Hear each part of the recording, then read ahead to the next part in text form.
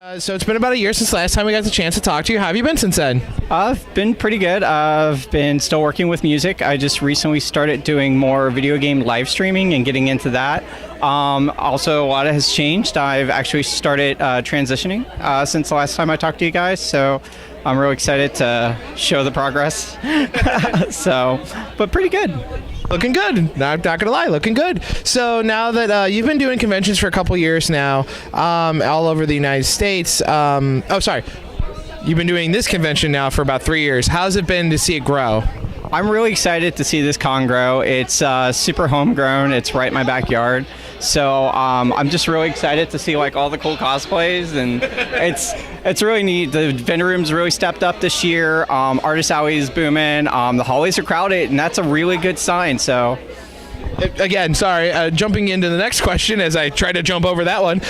You continue to work with cons around the United States. You've been well known to up and down the East Coast. What has been one of the favorite places to play or just even help the convention?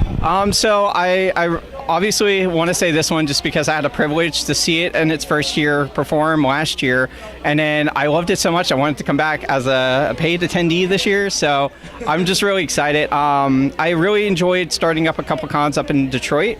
Hoya Con's always going to have a place in my heart, and though Sequoia Con's no longer with us, that was like my love. I love that con.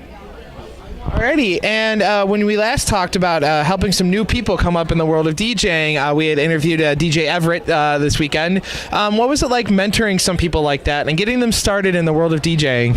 What's really fun is, one, being versatile with music, so I get to learn what people's styles are and what their niche is, and then I kind of help their craft with that, giving them tips and tricks. With Evergy, it was really fun to watch him grow because he would play like a lot of like the really speedy core remixes and stuff, and he would jump all over the place. And the one thing I loved about him was that he would take criticism so well that there was points where I would like wrap my hands around his neck like, stop it, you're better than this, I know you got this. But it took him a bit to find that niche, and now seeing his music grow, I love seeing his updates on SoundCloud. Yeah. So it's just amazing watching some of the people that I've got to work with in the earlier years and seeing where they got now. So it makes me happy. I mean, I like to hear that as well. So again, this year's Animatic Con is all about villains. What villain would you love to play if you could, and from what show? Ooh, that's a pretty good one because, oh God, there's so many. Because I'm really digging the whole Boku no Hero or My Hero Academia. That's one that's really growing with me. So I'm really excited to see. I can never remember his name, but he has like a hand on his face. You know who I'm talking about? I just recently started watching it. I'm a little behind, but he's just growing on me. I love his quirk. He's such a badass, and I love it. And so this obviously Animatic Con is all about raising awareness for autism and helping families with autism.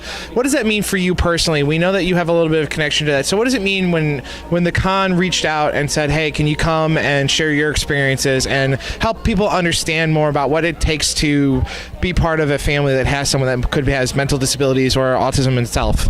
So one, it really touched me, and it's great to have a con that understands people that do have disabilities. That's so big because not a lot of people give them the attention that they need in a safe space to do it. Yeah. For example, last year on Sunday, I got to bring my little boy up. Yeah. He's high functioning autistic, and I've never seen this little boy light up. He got to hang out with the steampunk booth and get like all suited up in steampunk. He got to like scour the dealer's room. So he had a blast. So he was like, I want to start cosplaying now. And I'm like, okay. So, but no, it's awesome. I mean, I really support them for that.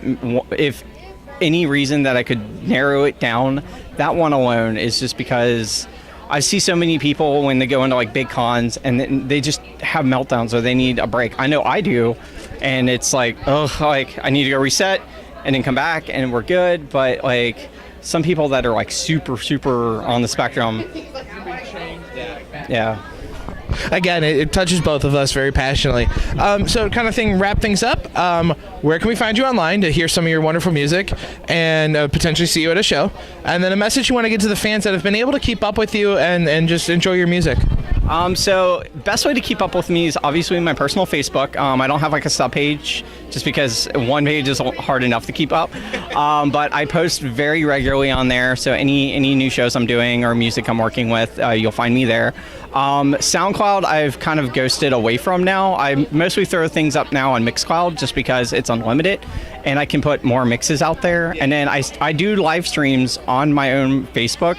So if you guys want to keep up with me, by all means, add me as a friend. If you see any of my live feeds, just hit the little like follow button, and you'll get notifications as soon as I go live. Alrighty, well again, thank you AJ for coming out and speaking with us. Thank you so much. Good talking to you. Yeah.